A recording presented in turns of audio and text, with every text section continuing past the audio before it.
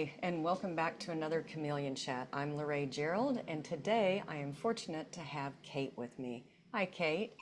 Thanks for being Hi, here. thanks for Would having me. Thank you. Would you like to tell everybody a little bit about yourself? Um, I'm Kate. I am a Korean adoptee, transracially adopted to America. And I am also a biological first natural, whatever label you're familiar with, mom as well. Okay. Yeah. Wait, do you have a preference of which terminology? Is it I usually use the term biological mom. biological mom? So Okay. All right. yeah, And so y you came here as an infant, correct? correct. Did you always know that you were adopted? I mean, obviously, because it I was mean, transracial, correct? correct. Okay, I think, because we maybe I should define that. I'm sorry. yeah. Transracial is an adoptee that is not raised in a family of their same ethnicity. So that's transracial. International, you can still be adopted into your own ethnicity. It was rare, but it could still happen. That's why I was trying Mhm. to clarify that right there because don't assume, right? Right. Yeah, so I knew the language, so it was never hidden from me but that I Okay. was adopted. But I think as a child, I knew the language, but I didn't understand the language. I didn't really comprehend what it meant. Right. So yes and no. Okay, so did they expose you to your culture? Were you, or were you not at all? There were I was exposed a small amount. Being adopted into Minnesota specifically, there's a lot of Korean adoptees here. So there are quite a few like culture camps. So growing up, I did do a Korean culture camp, but I think I only did it for a year or two, and then I stopped going. But other than that, not too much. Okay, okay.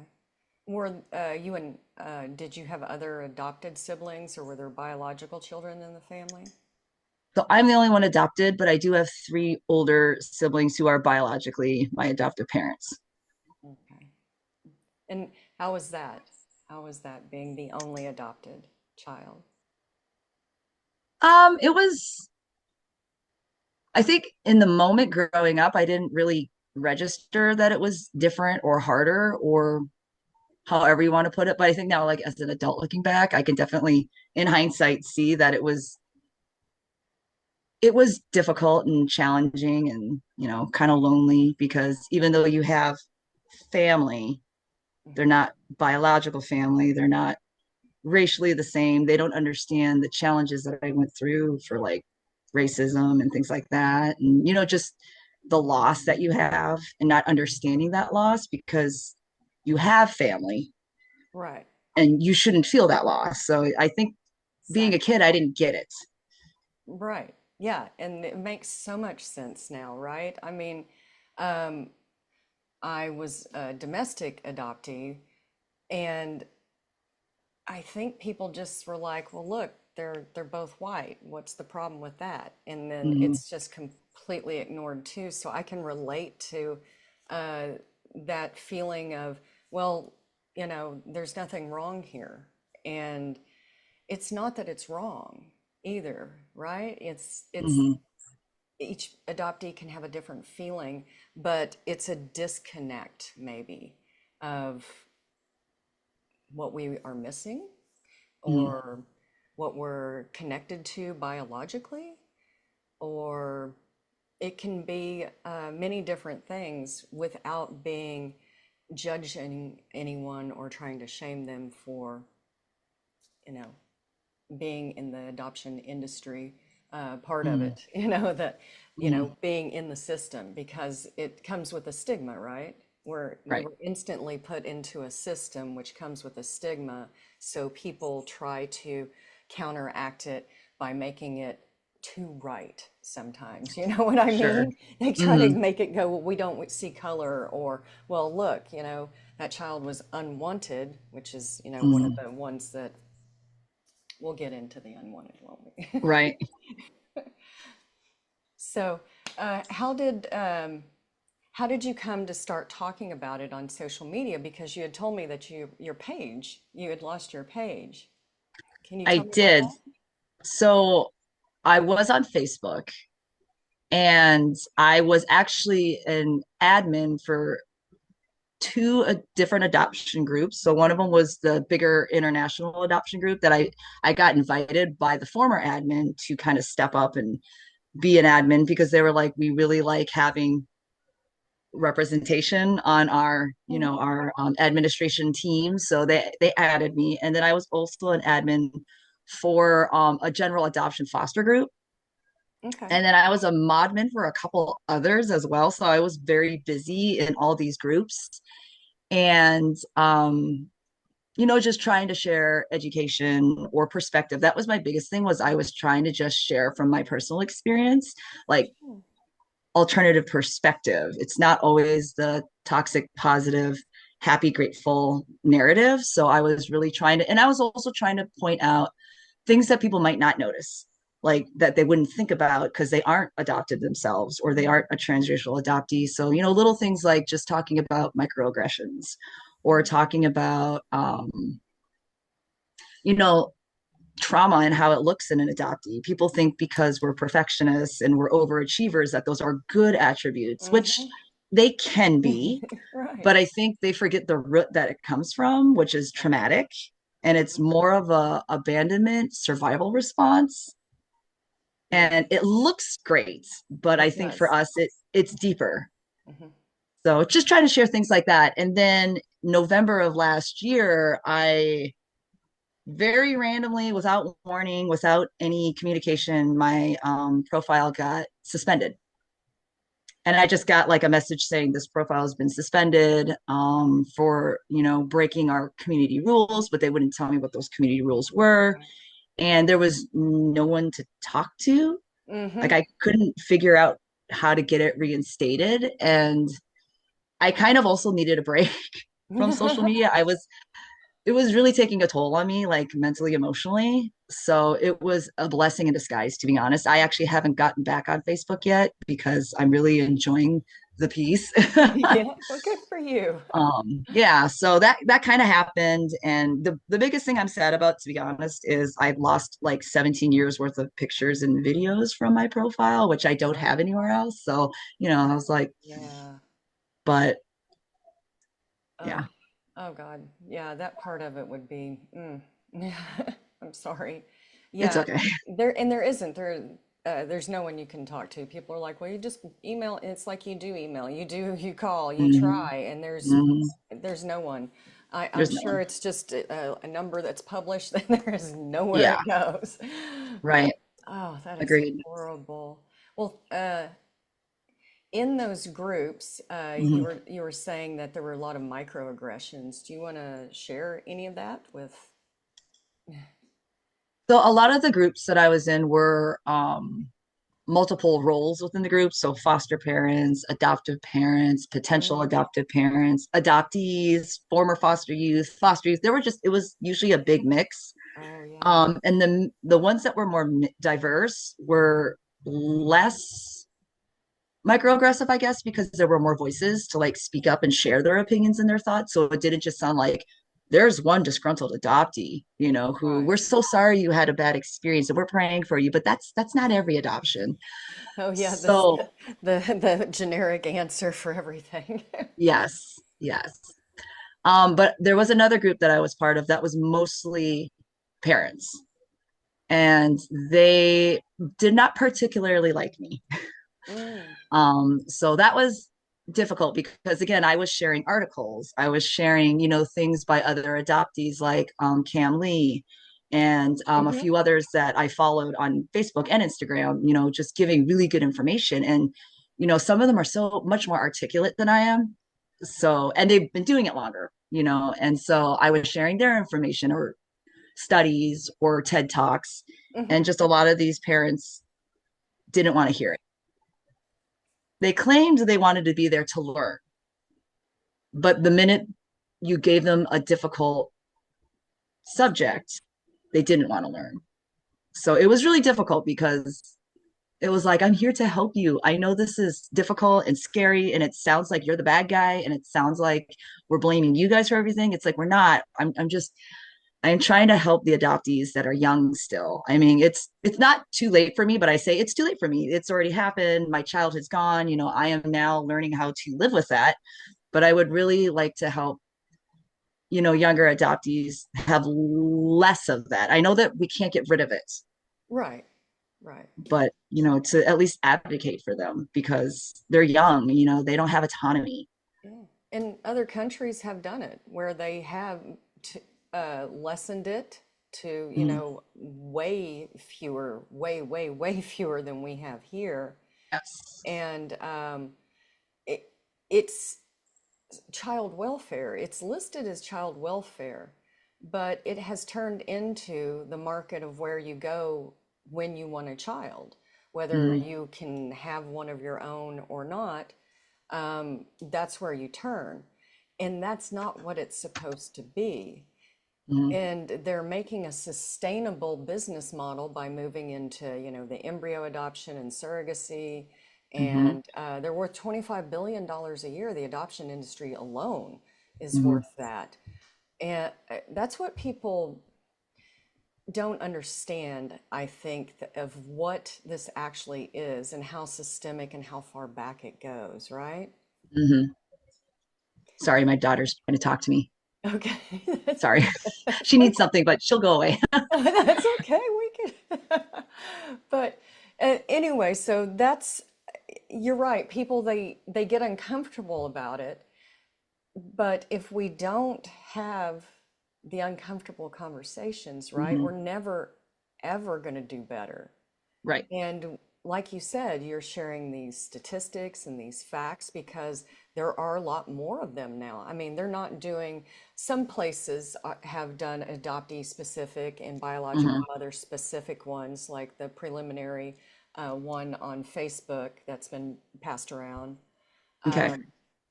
Yeah, I'll put that one in the show notes. And it is preliminary, but they are showing the transparency of how they're doing it. So that's what's Hmm. important is there's not a lot because this is an unregulated industry Right. that uses coercion Right. and other unethical and immoral practices to continue to remain sustainable. Correct. Yeah. And Korea right now is in the deep of it right now with these, stories and adoptees just demanding we be heard.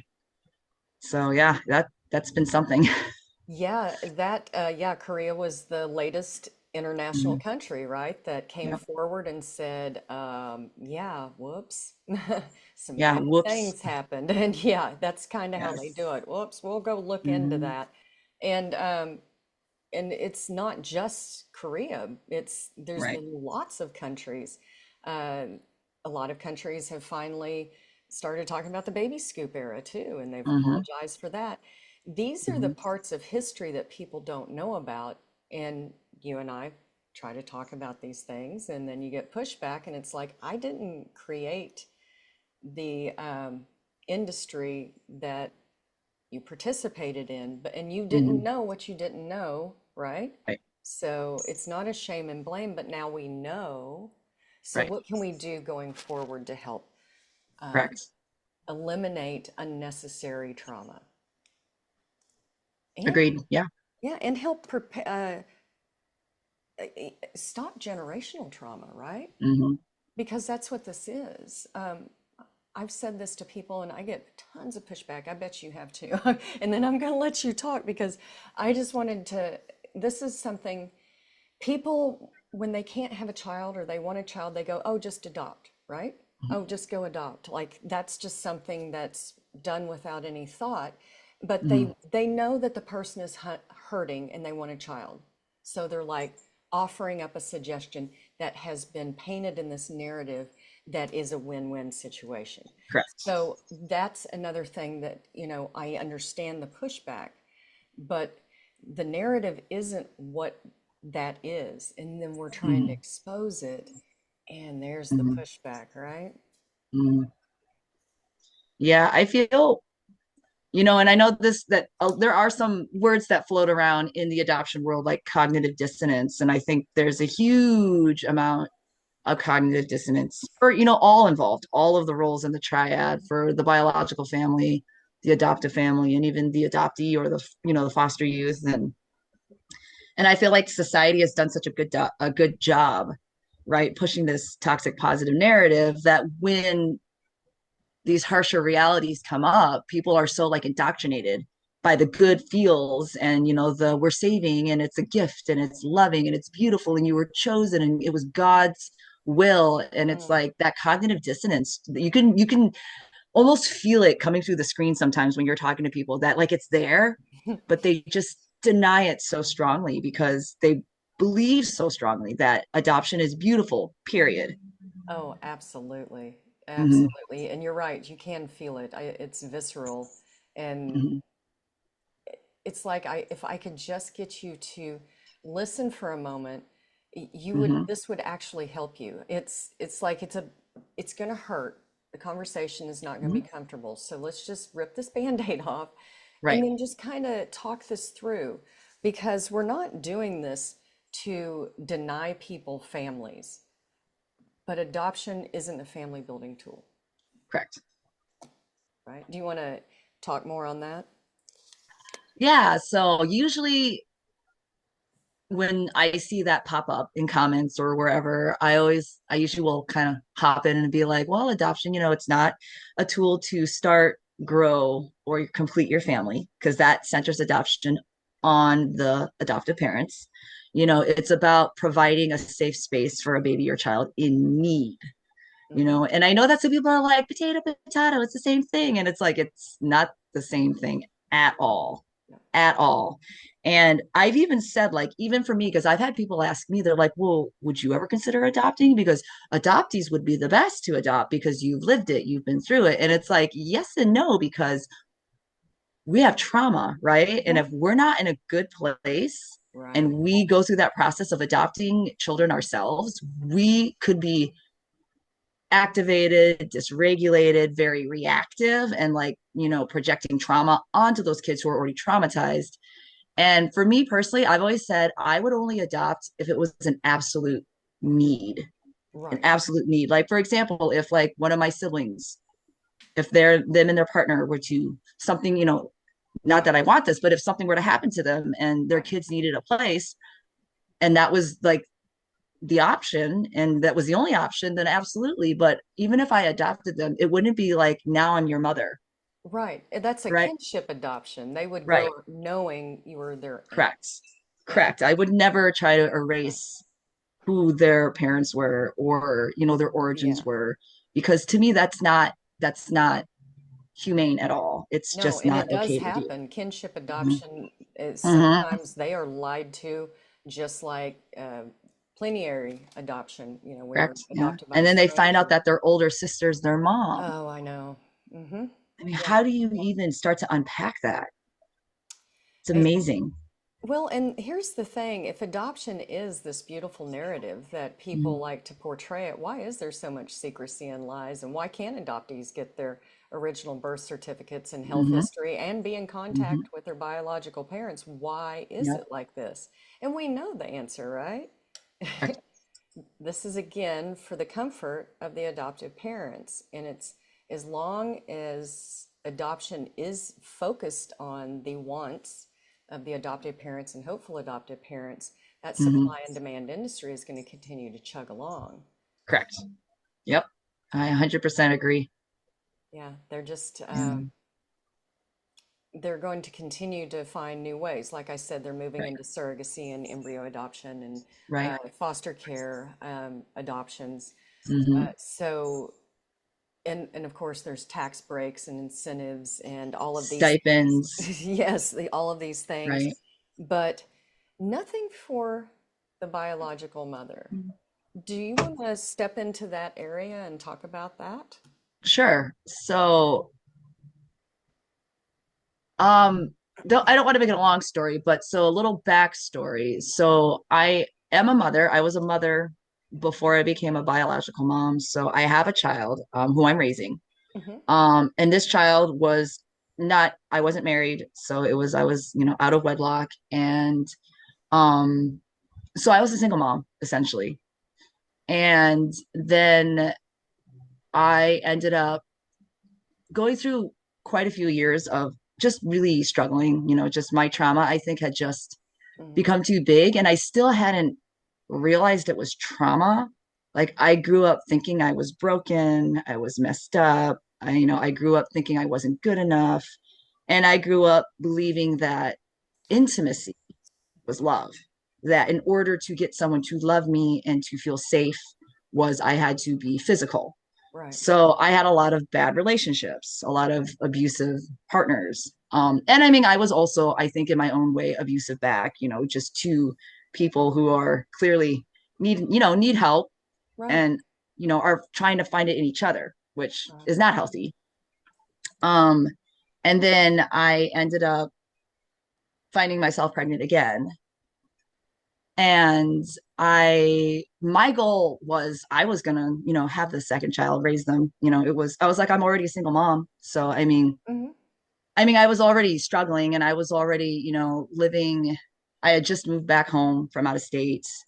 I had to kind of, I don't want to say flee, but the last partner I was with was abusive physically. So I left kind of abruptly. And I wasn't really in good standing with my adoptive family just because this had been years of just poor choices and the choices were getting worse. And I think my family thought I was just really like a lost cause. Mm. Um, and so I came home and I did end up moving back in with my adoptive mom for about a month, but it was rough. There was a lot of talks of, getting my life back in order and what I needed to do to earn trust back and to prove that I'm not just, a big mess up. Mm. And I know from her perspective, she was trying to help me, and I Mm. understand that. It wasn't the help that I needed. And again, I'm not blaming her, but I'm now being where I'm at now in my life. It's like I look back and it was like I needed therapy. Like I wasn't really offered therapy growing up as a kid. Like it was never, I was told I should go to therapy, but it was never like I was never taken to therapy, I and get that. yeah. And I honestly don't think either of my adoptive parents really even understood how traumatized I was. And again, that's the adoption industry, right? They don't tell you these things. They keep that all hidden away Yep. because if they tell the truth, it scares away Hmm. potential clients, basically, right? It Right. scares away your Yeah. client. And Right. I've had so many potential adoptive parents tell me after I've shared, they're like, I'm scared to adopt now. I don't feel ready. And it's like, that's not a bad thing.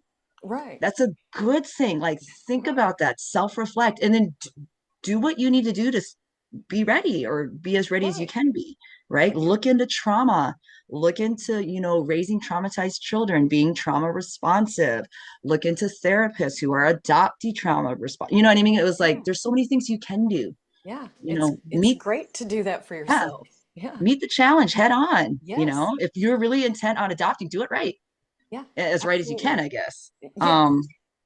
So unfortunately being adopted in the 80s and, a lot of us 90s, 80s and earlier, there was no talk about it. I Right. don't even think trauma was like on the radar, Mm-mm. and even for me, there was no talk about racial anything. They're like, just raise her like she's white, she'll be Exactly. fine. She just needs to feel like she belongs and she'll know no difference. Yeah. So yeah, so I don't blame my adoptive parents. Do I look back and I just look back now and just kind of feel sad Hmm. that my life could have been different. If things would have been approached differently, my life could have been different. Maybe, I wouldn't have had two children out of wedlock. Maybe I wouldn't be a biological mom. Maybe a lot of things would have happened. There's a lot of what ifs. Hmm. But so sorry, long story short, found myself back home, just really probably the lowest point in my life. Ended up getting pregnant again. Was going to raise the second baby because I was like, well, of course I am. Why wouldn't I? And then, unfortunately, one of my brothers I was closer to, my adopted brother, I confided in him that I was pregnant. And he basically spent a couple of months convincing me that it was a poor choice to have the child or raise my baby. So first it was have an abortion, and that went on for a while, just trying to convince me, you just moved back home, you're just getting back on your feet, you've really disappointed the family. This is like the last straw. Mom's going to kill you when she finds out. She's going to be so mad at you. You're going to get disowned, just this talk, right? Mm-hmm.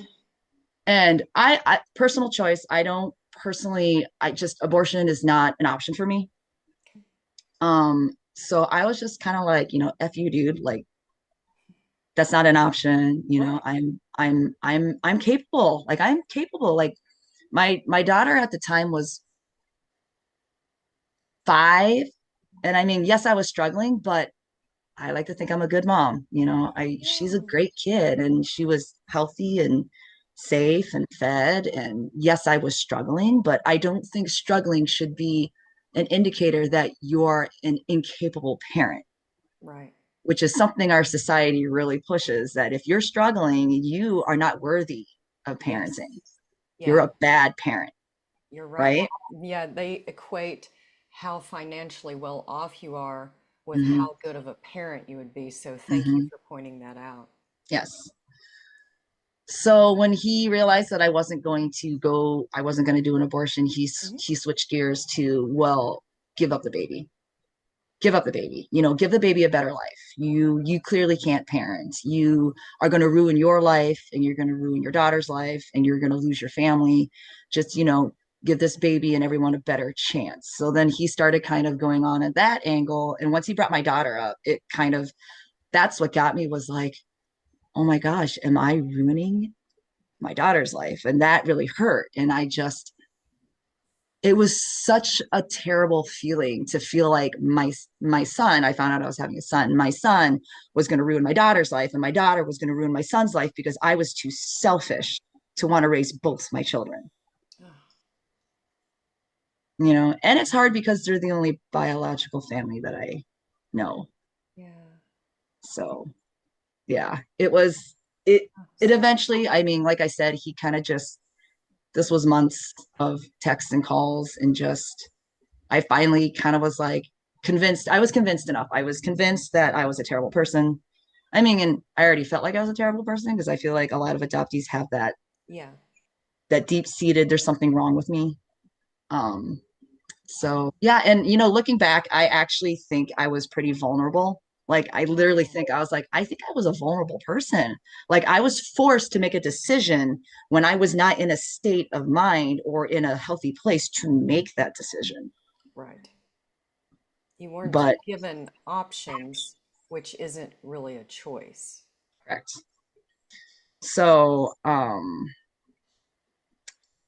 yeah, so that, and then I ended up, and I don't want to talk too much about like the adoption or my son's Okay. adoptive parents. Sure. But I will say that I did reach out. I had some friends that I knew from college that were looking to adopt. And so I did choose the adoptive parents. Okay. Um, and I mean, they were very, I don't know what the word is I want to use. They were very supportive in the sense that like they didn't pressure me at all. Okay. They were like, is this what you really want? If this is our way of helping you, you know, we'll do what we'll do it, and it wasn't like they didn't want to adopt, because they did. Okay. But it wasn't like coercion on their part.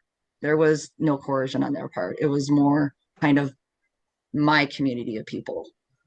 Um, so yeah, so that's kind of, I feel betrayed by my family, my adoptive family, because like when I finally like told my adoptive mom and my stepdad that I was pregnant and that It was fine though. I was like, I already have a plan. Like I literally went to them and was like begging for forgiveness in a sense. Like, I'm so Mhm. sorry. I'm pregnant. I know I messed up again, but I have a plan. So you don't need to worry about it. You don't need to be mad at me. Like I've already solved it. And, so I presented this plan and, my friends had already said yes, so it was kind of like the ball was already rolling. And I feel like because I already had a plan, a lot of my adoptive family, I think, thought this is what I wanted.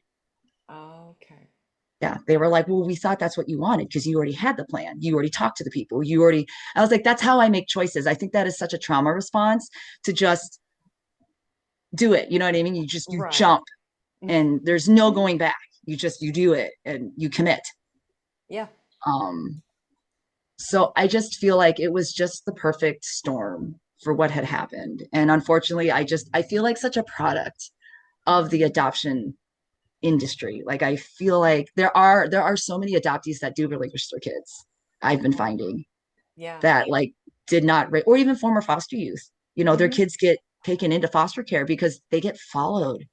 They Yeah. are like kept an eye on, and it's like they are not given the same grace or the same standards like people who haven't been in the system are. They are like, I feel like they keep tabs on them. It's the family policing system. Kind of. Yeah, it kind of is choosing who gets to be parents and who doesn't. Correct. And so, yeah, so I mean, the adoption happened, I gave birth, the adoption happened, and I was in the fog this whole time. I was in that, adoption fog, fear, Hmm. obligation, guilt. I still didn't know I had trauma, like, Hmm. no idea that, like, being an adoptee was traumatic. So, all of this was done with me not being even self aware. Oh, wow. So, and then after I gave birth, and that was hard, like the post whatever that is after you give birth, Post-traumatic stress. that what it is when like what Oh, mothers get when they become, postpartum stress. yes, Sorry. I'm, postpartum. I'm sorry, I was on the other one. No, that's okay. So like the postpartum really kicked in, and and of course being pregnant Mm. and already knowing that the adoption was going to happen, everyone's like, oh, you're pregnant, how far along are you excited, is the dad excited? And you're kind of like, Mm. I don't know how to answer this question. And then Right. one woman in particular I remember was like, you're not married. And I was like, no. And this was a staff member at my daughter's school when she was in kindergarten. So I actually lied because I was like, I don't want this woman judging my child. So Right. I said, I'm a surrogate. That's what I said. And she heard everything. Oh, bless you. What a gift. What a beautiful thing. The minute I said I was a surrogate, I was a saint. Yep. But being a single mother, you're Oh, a God slut, forbid. a whore, you're Yeah. just a lady of the night. Yeah. You cannot be trusted. So it was such a weird experience, and it was not something that I would want anyone to go through. You just feel like the lowest of the lows. You feel like such a worthless person, and you feel like you don't deserve love, and you don't deserve your children, and you don't deserve your family, and you don't deserve to make any choices for yourself. And all you can do is make someone else happy to like make penance. You know what I mean? Right. And that guilt is a form of coercion. Mhm. And it's used, I mean, well, it's especially in the past, but they still use that. Um, I know you said in yours it wasn't coercion, but you were already you were feeling guilty. I mean, just for wanting to be a mother, and Right. that's so sad. I'm so sorry. Um, uh, do you have an open adoption? Yes. Okay, Yeah. okay, great. And it's mostly for my son and my daughter. I really focus on their sibling connection. Mhm. I feel my time will come when, and I'm prepared, like I'm ready for the anger, like as he gets older, I'm sure there will be questions. I'm sure there will be doubt. I'm sure there will be like, why raise my sister, but not raise me? Was I not good enough? And I have a feeling these questions will come up. And I, I'm I'm not like ready for it, but I'm like, I will always be honest. I will always be honest because that's all I ever wanted was honesty growing up about my own situations. So it's not about me. This isn't about me. It's about, you know, him when he has these questions. And I'll be as honest as possible. And I will let him be angry and I will let him, you know, say the things he needs to say. And it's just like, it's not like I'm going to be a doormat, but Right. I get it. Like he needs to express himself. And if he needs to be angry at me, I can understand that. I can take that, you know. And you might, and because you had mentioned adoptees being biological mothers, in this regard, in of course coming out of the fog and doing their own Mm-hmm, internal work, this mm-hmm, is where they may make better biological mothers than some others because they understand that the anger is normal right. and they so to not internalize it and take it Mm-hmm, personally, mm-hmm, knowing that it's just a normal reaction to the abnormal situation that adoption correct. is, even when adoption has love involved. Mm-hmm, That's the other thing is people are always like, well, these kids are unwanted. You obviously wanted your child. mm-hmm. You wanted your Yes. child. You love your child. Your child was never in one moment not loved or unwanted. Mm-hmm, But because of adoption, it's just assumed instantly that the right. baby was not wanted and wasn't loved, and these other people saved them. Like you said, as soon as Mhm. you said you were a surrogate, Yep. everything changed. I mean, you're a Yep. savior. You're a savior. You're put on this pedestal. And the internal struggle that you must have been feeling at that time makes me really sad that you had to do that. And I'm glad that you're talking about it because Mm-hmm. hopefully these conversations, when we have them, can help others maybe Right. have these same conversations, right? Right. Yeah. They're hard. They're hard to do, especially with the way society feels about relinquishment adoption. You know, it's biological parents are either villainized or they're martyrs. You know what I mean? They're put on a pedestal. You're either, you know, and the interesting thing was is like a lot of people think that biological moms specifically are young, uneducated, Mm-hmm. druggies, Mm-hmm. you know, or they have multiple children with multiple dads. You know, there's this box we put them in. Because again, I think if society knew that a majority of biological moms, if you were to ask them what they needed to feel confident to raise their children, most of them say $1,500, $2,000, even just some money. Yeah. Some money would have been everything. And to know that people are doing like GoFundMe's to afford to adopt, and they're encouraged to. They're saying, Yes. go to your church, do charity, ask for GoFundMe's to afford to adopt these babies. And yet, when biological parents could do the same thing to raise their children, they're told, you know, they're disgusting, they're terrible, you know, just give up your kid because you're, you know, a Mm-hmm. terrible parent. And it's just, it's fascinating to me that you know, so many biological moms don't even need what it would cost to adopt a child. They don't even need that amount of money. Mm-hmm. They're like, even $1,000 would have been enough. Yeah, But I've heard 500 to 5,000 would have meant the difference between the relinquishment and parenting. yeah, And an average infant can go from what, like 30,000 up. And a lot of people say it's closer to 40, 50 is on average. mhm, And that's just the ones that we know about because there's a right. lot of black market adoption. People Hmm. don't realize that Hmm. because they think that this is some kind of regulated industry, but they don't even know Right. how many adoptees even exist in the United States. And I should state that because we are talking about the United States. People might have already been like, that's not how it is in our country. Sure. Sorry, this is the United States we're talking about. Yes. And it's an industry here. It is Hmm. definitely an industry.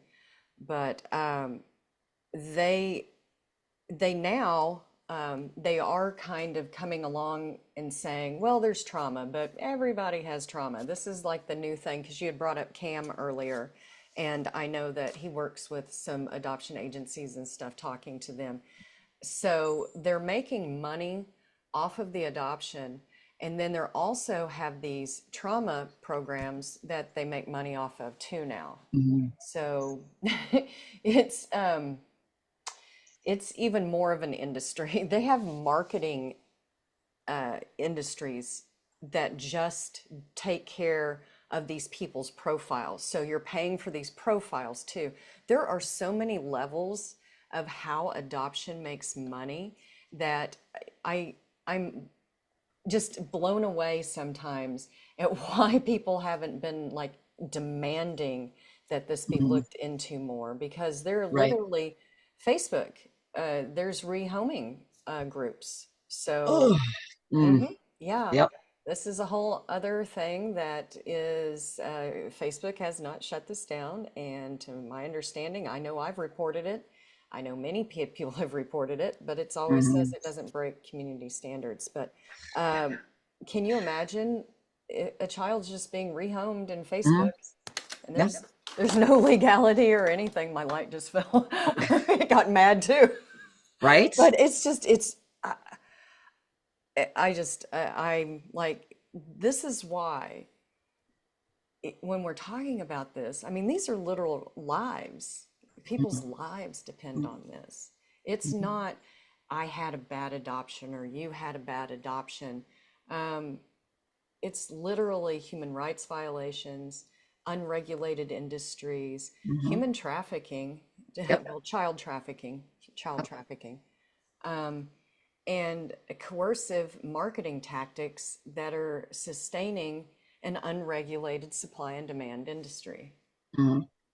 Yeah. I mean, I've even heard that when a struggling mom or a struggling expectant mom looks up on Google, like, I'm a struggling mom, what do I do? Adoption agencies are the first things that pop up.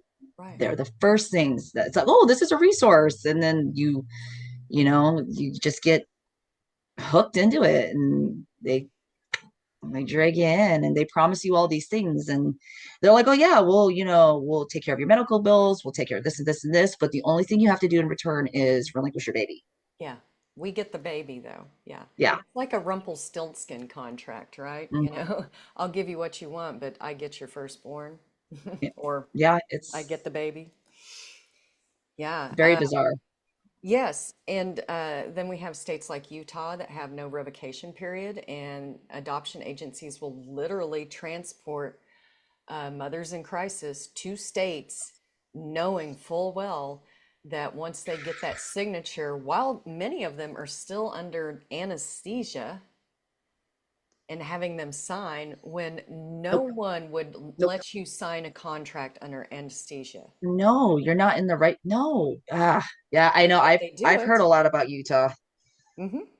Yeah. Yeah, I'm actually going to be talking to Renee Gellen of Saving Our Sisters and Katie Burns, Mm. the Family Hmm. Preservation Project, and Hmm. Lisa Lane Scott doing the Hmm. documentary All You Have Is Love on Friday night.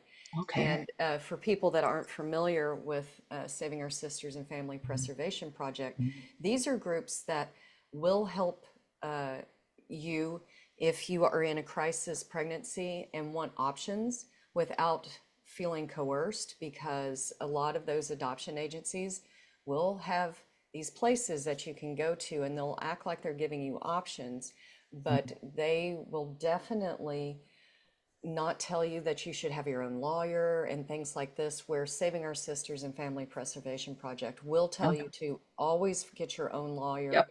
whichever way you end up going, have your Yep. own representation, and they can Hmm. tell you about the different states and why, you might be told that that's where you need to go. So Right. you will have all of the answers that you need in a transparent way, Hmm. whichever way you decide, whether you go through with the adoption or whether you decide not to.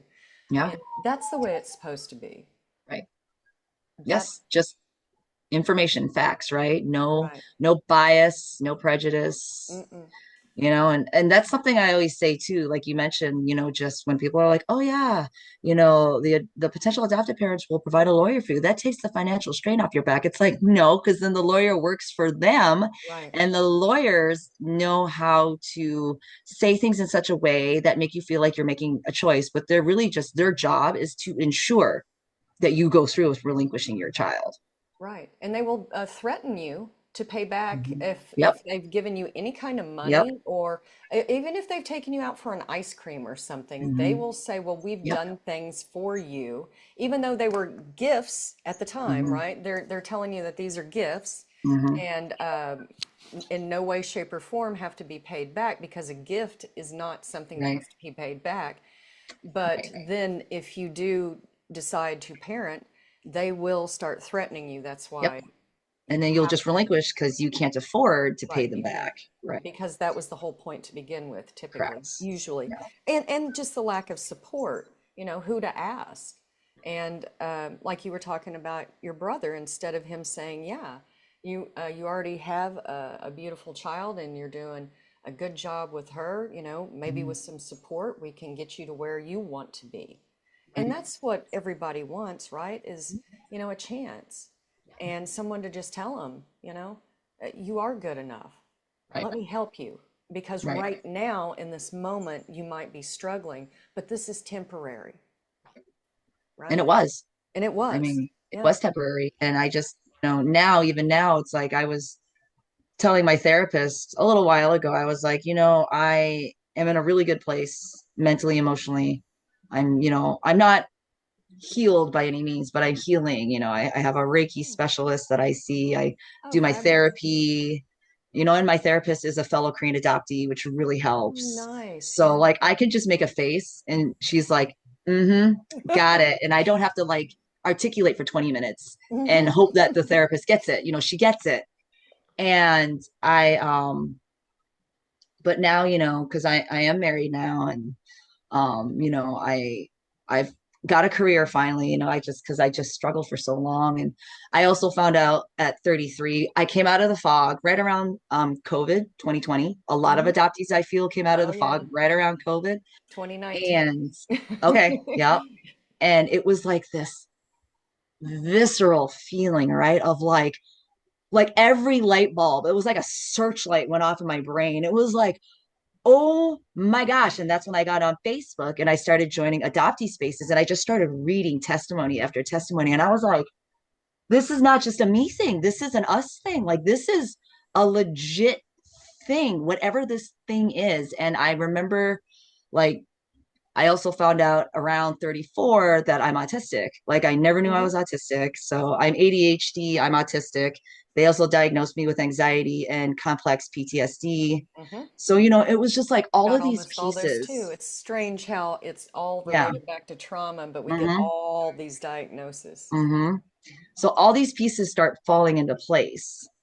And now I feel like this is the healthiest I've probably been in my entire life. This is like such a different chapter in my life. When I think of like my 20s, it's not even my life. It's not even me, right? It's just such a huge difference. And I just feel so much guilt sometimes. Like I feel guilty, like I shouldn't be happy and content and feeling loved and feeling safe because I gave up my child. You know what I mean? Like I feel like I've put him through trauma. I've put my daughter through trauma. People don't think about the kids that lose their siblings. She's Yeah. lost her brother in a sense. He's still there, but I have robbed her of that relationship. That wasn't her choice. And so some days I feel like I should be a drug addict and homeless some Mm. days because I feel like that's what I deserve. And I know that's not true, Yeah. I know what you mean, though. I but understand it's just that. you feel such guilt. You do. I don't want him to look at me when he's older and be like, well, I guess giving me up was good for you. You look happy, and maybe he'll never say that. I don't know.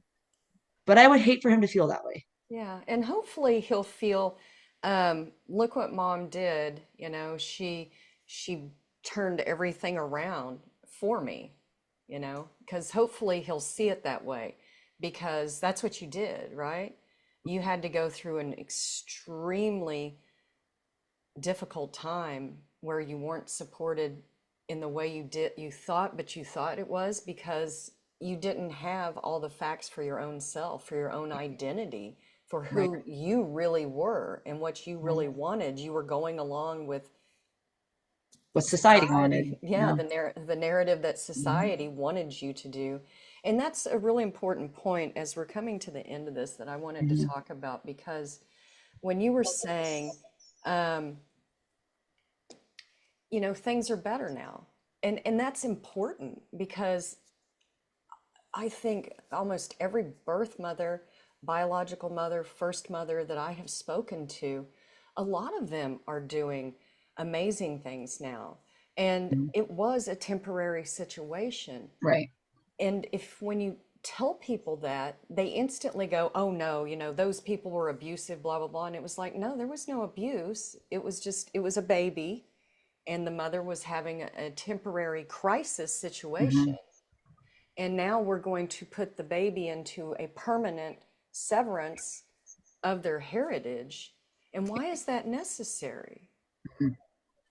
Why is it necessary to do that when step parents, co-parents, these things exist? Hmm. And if we really want what's best for the kids, I'm glad your adoption is open, and I think because of all the work that you've done, I think your son's going to, you know, see that. I really do, because that is how we lead, right? Is by example. And so if we've healed ourselves and can say, I'm not proud of what I did at this time, but I understand your anger about that, and I'm going to let you be mad because, yeah, go ahead, be Hmm. mad, and we're going to work through this. But that's just the part that people can't do, is that Hmm. let those natural emotions happen and just be there, right? Right. Because it was temporary. And Hmm. but we have to work with what we've got.